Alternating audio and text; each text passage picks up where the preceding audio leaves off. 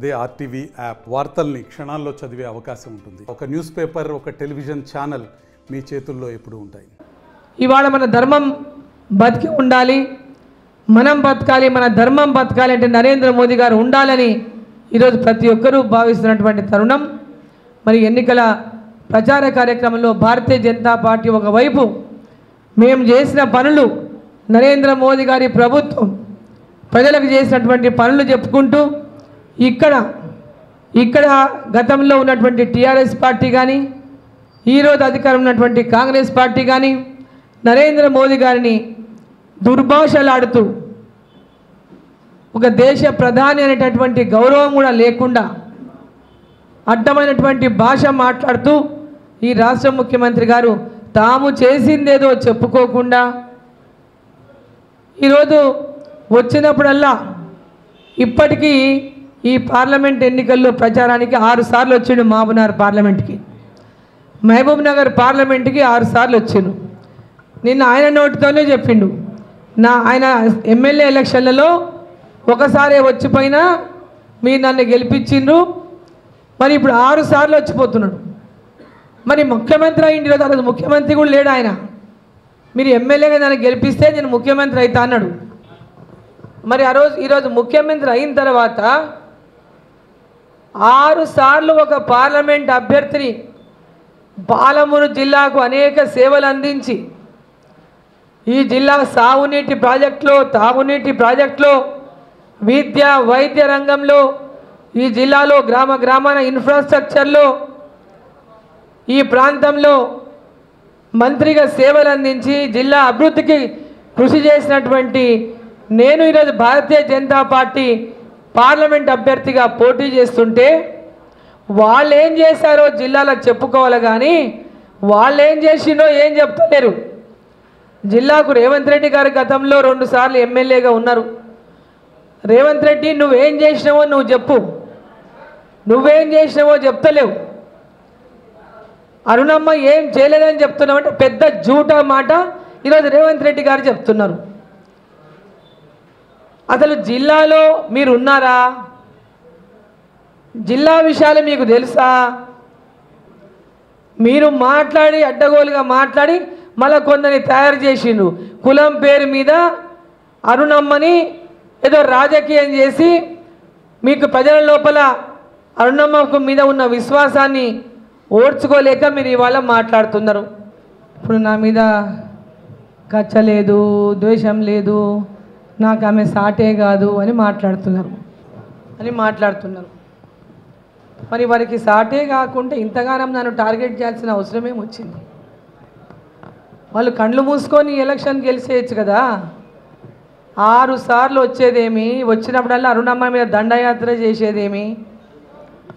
వాళ్ళు జిల్లాలో ముఖ్యమంత్రిగా అయిన రేవంత్ రెడ్డి ఈరోజు మీరు ఎలక్షన్లప్పుడు ఏమి హామీలు ఇచ్చిండ్రో వాటి గురించి మాట్లాడతలేరు. కొత్తగా హామీలు ఇస్తున్నారు. వచ్చినప్పుడల్లా 2 లక్షల రూపాయలు ఎలక్షన్లు అయిపోయినాక 15th ఆగస్టు లోపల చేస్తా, నేను సేవలాల్ మీద ఒట్టేసి చెప్తున్నా అంటున్నాడు. ఎక్కడ పోతే అక్కడ దేవుని మీద ఒట్టేసి చెప్తా అంటున్నారు. అయ్యా నేను మొన్ననే చెప్పిన, మీరు దేవుళ్ళ మీద ఒట్లేయకండి, మీకు దేవుడు అంటే నమ్మకం లేదు. అయోధ్యలో రాముని జన్మపోయిన అయోధ్యలో శ్రీరాముని యొక్క ప్రాణ ప్రతిష్టకు మిమ్మల్ని ఆహ్వానిస్తే రాహుల్ గాంధీ దాన్ని వ్యతిరేకించిండ్రు, మీరందరూ వ్యతిరేకించిండ్రు. ఈరోజేమో ఓట్ల కోసము గుళ్ళు తిరుగుతున్నారు. శ్రీరాముని ఫోటోలతో చేతులు పట్టుకొని ఫోటోలు దిగి పోజులు ఇస్తున్నారు. అంటే ఓట్ల కోసం ఏ రాజకీయమైనా చేయనికే మీరు సిద్ధమా? సేవాలాల్ మహారాజ్ మీద ఒట్టెందుకు వేస్తున్నావు? నువ్వు ఎమ్మెల్యేగా 2 సార్లు గతంలో గెలిచినావు. ఎప్పుడైనా నువ్వు ఆ బావోజీ జాతరకు పోయినావా? ఎప్పుడైనా గతంలో నువ్వు పోయినావా? ఇప్పుడు ఈ పార్లమెంట్ ఎన్నికలప్పుడే సేవలాల్ గుర్తొచ్చిండా? మళ్ళీ అబద్ధం ఆడ కూడా 2 లక్షల రుణమాఫీ చేస్తా, సేవలాల్ మీద ఒట్టేస్తా అని చెప్తున్నావు. అక్కడ యాదగిరిగుట్ట నరసింహస్వామి మీద ఒట్టేసి చెప్తావు. ఎక్కడ పోతే అక్కడ దేవుళ్ళ మీద ఒట్టేసి చెప్తారు. దేవుళ్ళ మీద ఒట్లు మానేయండి అని చెప్పిన నేను. మీ ప్రేమ మీకు ప్రేమ ఉన్న మీ కుటుంబ సభ్యుల మీద ఒట్టేసి చెప్పండి, ప్రజలు నమ్ముతారు. మీకు దేవుళ్ళ మీద నమ్మకము లేదు, దేవుళ్ళ మీద విశ్వాసము లేదు. ఎందుకు దేవుళ్ళ మీద ఒట్లేసి ధర్మాన్ని ఈరోజు మచ్చలు తీసుకొచ్చే పని చేస్తూ ఉన్నారు, దేవుళ్ళను కలంకితం చేసేటటువంటి పని చేస్తూ ఉన్నారు. మీరు చెప్పే అబద్ధాలకంతా రేపు దేవుళ్ళు ఏం చేయాలి? ఒకరేమో రామాలయం కదా ప్రమాణం చేస్తామంటారు, ఒకరేమో యాదగిరి గుట్ట నరసింహస్వామి దగ్గర ప్రమాణం చేస్తామంటారు, మరి ఇక్కడ సేవలాల్ దగ్గర వచ్చి ప్రమాణం చేస్తామంటారు. ఇది కాదు కదా ప్రజలు కోరుకునేది. మీరు అధికారంలోకి వచ్చిన వెంబడే డిసెంబర్ 9కి ఏదైతే మీరు హామీ ఇచ్చిందో మీ హామీలు వినిపిస్తా మీ నోటితోనే. రాష్ట్రంలో ఉన్నటువంటి ఉద్యోగ ఉపాధ్యాయ పెన్షన్ అందరికి కూడా ఎవరికి ఆరోగ్య కార్డు సరిగ్గా వస్తలేవు, వారికి అందరికీ కూడా ఇప్పుడైనా ప్రతి ఒక్కరికి ఆరోగ్య కార్డులు అందించే విధంగా, సక్రమంగా అందించే విధంగా ఈ ప్రభుత్వం చర్యలు తీసుకోవాలి. అయినా కూడా ఉద్యోగుల సమస్యలపైన, ఆయన ఇచ్చిన హామీలపైన ఒక్క సమీక్షను నిర్వహించిండా? కోదండరాముని ఎమ్మెల్సీ చేస్తాను ప్రకటించిండు సమీక్ష సమావేశం పెట్టి, తప్ప ఏ ఉద్యోగస్తులను ఇప్పటిదాకా ప్రకటించుకొని ఒక్క ప్రకటనైనా ఇప్పటిదాకా చేసిండా? రాష్ట్రంలో ఉన్నటువంటి కాంట్రాక్టు మరి గెస్టు అవుట్సోర్సింగ్లో ఉన్నటువంటి ఉద్యోగులందరికీ మినిమం టైం స్కేల్ వర్తింపజేసి వారికి అందరికి కూడా హెల్త్ కార్డులు ఇవ్వాలి. వాళ్ళకు కూడా మినిమం టైం స్కేల్ వర్తింపజేయాలి, వారికి అందరికి కూడా హెల్త్ కార్డులు ఇవ్వాలని నేను డిమాండ్ చేస్తూ ఉన్నా. కేంద్ర ప్రభుత్వం మహిళా ఉద్యోగులకు ఇచ్చినటువంటి విధంగానే రాష్ట్ర ప్రభుత్వం మహిళా ఉద్యోగులకు కూడా సర్వీస్లో ఎప్పుడైనా వాళ్ళు 73 రోజులు పిల్లల సురక్షణ సెలవులను ప్రకటించాలి. ఈ రాష్ట్ర ప్రభుత్వం కూడా రాష్ట్రంలోని అన్ని గురుకులాల్లో, మోడల్ స్కూళ్ళలో వార్డెన్లను నియమించాలి ఎంబడే ఈ ప్రభుత్వం. కానిస్టేబుల్ ఎవరైతే ఉన్నారో వాళ్ళకి ఇప్పటిదాకా 2 డిఏలు పెండింగ్లో ఉన్నాయి. ప్రభుత్వంలోకి వచ్చి ఇన్ని రోజులైనా వారికి ఆ డిఏలు ఇవ్వలేదు, 4 సరెండర్లవి, 10 నెలల టీఏలు, జీపీఎస్, టీపీఎస్ అన్నీ పెండింగ్లో ఉన్నాయి. మరి వాటిని ఎంబడే ఈ రాష్ట్ర ప్రభుత్వం విడుదల చేయాలి. మీరు ఇచ్చినటువంటి హామీ, ఉద్యోగులకు ఇచ్చినటువంటి హామీ, ఉపాధ్యాయులకు ఇచ్చినటువంటి హామీ, ప్రతి ఒక్క హామీని వెంబడే నెరవేర్చాలని చెప్పి నేను డిమాండ్ చేస్తూ ఉన్నా. వీటి మీద మీరు దృష్టి పెట్టండి. అంతేగాని అరుణమ్మని తిట్టుకుంటూ తిరిగితే, పార్లమెంట్లో అరుణమ్మ గెలిస్తే నా ముఖ్యమంత్రి పదవి ఊడిపోతుంది అని మాట్లాడి ప్రజలని మోసం చేయొద్దండి. మీ ముఖ్యమంత్రి పదవి 5 ఏళ్ళు భద్రంగా ఉంటుంది. ఇక మాట్లాడితే బీసీలు అరుణమ్మ మీద దాడి చేయనికే ఒక్కొక్క బీసీలతోనే వేరే వేరే కులాలతోనే సంబంధించి హామీలు అంటే హామీలు గుప్పిస్తున్నాడు. ఇన్ని రోజులు లేని కొత్తగా ఇప్పుడు ఇవన్నీ బోగస్ హామీలే. మీరు ఇచ్చేటవన్నీ బోగస్ హామీలే, ఎన్నికల కోసం ఇచ్చే హామీలే. మక్తల్ శ్రీహరికి చెప్తున్నారు 14 పార్లమెంటు సీట్లు గెలిస్తే మక్తల్ ఎమ్మెల్యే శ్రీహరిని మంత్రిని చేస్తాడంట. మరి ముందే ఎందుకు చేయలేదు నువ్వు మంత్రి? మొట్టమొదటి మీ యొక్క క్యాబినెట్ ఎక్స్పాన్షన్లోనే ఎందుకు శ్రీహరిని మంత్రిని చేయలేదు నువ్వు? అంటే ఇప్పుడు ముదిరాజుల ఓట్ల కోసం జూటా మాటలు చెప్తున్నావు. ముదిరాజులకు కాంగ్రెస్ పార్టీ ఇచ్చింది 9 సీట్లు ఇచ్చింది, మీరు ఇచ్చింది ఏకైక సీటు. మీరు ముదిరాజుల మీద ప్రేమ కురిపిస్తారు, దొంగ నాటకాలు. మరి ముందే ఎందుకు మంత్రి పదవి ఇవ్వలేదు? 14 సీట్లు నువ్వు గెలుస్తావు అయ్యనింకే అంటే 14 సీట్లు గెలిచేది లేదు, శ్రీహరికి మంత్రి పదవి ఇచ్చేది లేదు. మీరు ఏ విధంగా అయితే రాహుల్ గాంధీ ప్రధానమంత్రి అవుతాడని, ప్రధానమంత్రి అయితేనే 6 గ్యారెంటీలు అమలు అవుతాయని చెప్తున్నారో, ఇది కూడా అంతే అబద్ధం, ఇది కూడా అదే మోసం. అరుణమ్మ గురించి, అరుణమ్మ మీద ఏడ్పులు ఏడవకండి. అరుణమ్మ ఇవన్నీ అడిగితే మీ కడుపులో మండుతుంది. అరుణమ్మ గెలిస్తే పాలమూరు అభివృద్ధి అవుతుంది. నేను గెలిస్తే నువ్వు ఎట్లా ఊడిపోతావో జర చెప్పాలి. నిన్ను 5 ఏళ్ళకి గెలిపించిండ్రు, 5 ఏళ్లకు నువ్వు ముఖ్యమంత్రి ఉంటావు. అది ఊడిపోతే అది నీ పార్టీలో నీవేమన్నా చేస్తే తప్ప అది ఊడిపోయి ఇంక అరుణమ్మ కారణమవుతుందా? ప్రజలని అబద్ధాలు చెప్పి మోసం చేయొద్దు.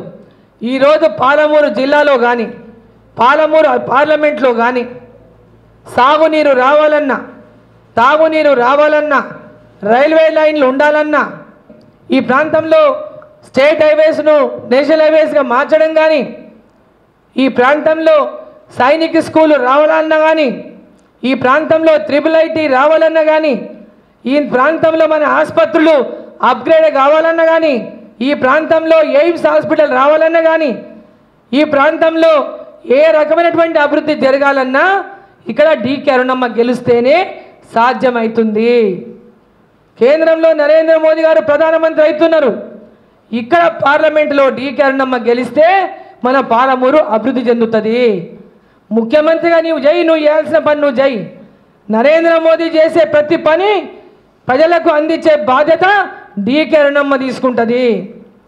ఈ రాష్ట్రానికి కానీ ఈ ప్రాంతానికి కానీ కేంద్ర ప్రభుత్వం ద్వారా పాలమూరు రంగారెడ్డి నిధులు కానీ ఇంకా కేంద్ర ప్రభుత్వ ప్రాజెక్టులకు కానీ ఏ రకమైనటువంటి నిధులు అవసరం ఉన్నా తీసుకొచ్చే శక్తి డీకే అరుణమ్మతోనే ఉందని చెప్పి ఈ సందర్భాన్ని నేను తెలియజేస్తా ఉన్నా.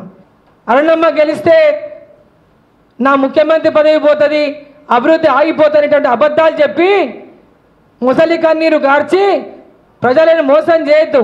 ఇప్పటికే 6 గ్యారెంటీల పేరు చెప్పి మోసం చేసినావు. నువ్వు ఈ ప్రాంతానికి మీకు అవకాశం ఇచ్చిండ్రు. మీరు అభివృద్ధిలో ముఖ్యమంత్రిగా నువ్వేమేం చేయాలో నువ్వేమేం చేయగలుగుతావు అవన్నీ ప్రాంతానికి చేయి. అంతేగాని డీకే అరుణమ్మ గెలిస్తే అభివృద్ధి కాదు, రేవంత్ రెడ్డి ఉంటేనే అభివృద్ధి అవుతున్నటువంటి అబద్ధం మాటలు చెప్పడం మానేయాలని చెప్పి తెలియజేస్తా ఉన్నా. ప్రజలకు అందరికీ కూడా నేను కోరుతా ఉన్నా, ఈ జిల్లాలో అభివృద్ధి సాధ్యం కావాలంటే మహబూబ్ నగర్ పార్లమెంటు నుంచి డీకే అరుణమ్మని కమలం పువ్వు గుర్తు మీద భారీ మెజార్టీతో గెలిపిస్తేనే ఈ జిల్లాలో ప్రాజెక్టులు కానీ రైళ్లు కానీ రోడ్లు కానీ పేదలకు ఇండ్లు కానీ మహిళా సంఘాలకు లోన్లు కానీ ప్రతి విద్యార్థులకు మంచి విద్య కానీ నిరుద్యోగులకు యువతకు ఉపాధి కానీ ఈరోజు రైతులకు పెద్ద ఎత్తున సబ్సిడీ కింద రుణాలు కానీ ఈరోజు ప్రతి ఒక్క కార్యక్రమం ప్రతి వర్గానికి న్యాయం జరగాలంటే ఇక్కడ డీకే అరుణమ్మని పాలమూరు పార్లమెంటులో భారీ మెజార్టీతో గెలిపేయాలని చెప్పి నేను కోరుతా ఉన్నా. వాళ్ళు చేస్తున్నటువంటి అబద్ధ ప్రచారాన్ని దయచేసి ప్రజలు నమ్మొద్దని చెప్పి నేను కోరుతా ఉన్నా. ఈరోజు కాంగ్రెస్ పార్టీ ముసలి కన్నీరు గారుస్తూ అన్ని వర్గాల పట్ల మత విద్వేషాలు రెచ్చగొడుతున్నటువంటి కాంగ్రెస్ పార్టీ యొక్క మాటలను దయచేసి పాలమూరు ప్రజలే కానీ ఈ రాష్ట్ర ప్రజలే కానీ నమ్మొద్దండి. ఈ యొక్క మోసం మాటలు వీళ్ళకు మోసం చేయడమే అలవాటు. ప్రజలని ఏ విధంగా మోసం చేయాలో వీళ్ళకు వెన్నతో పెట్టినటువంటి విద్య ఈ రాష్ట్ర ముఖ్యమంత్రికి కంప్లీట్గా కేసీఆర్ యొక్క ఫుడ్ స్టెప్స్లో అంటే ఆయన అడుగు జాడల్లో ఈరోజు రేవంత్ రెడ్డి గారు నడుస్తున్నారు.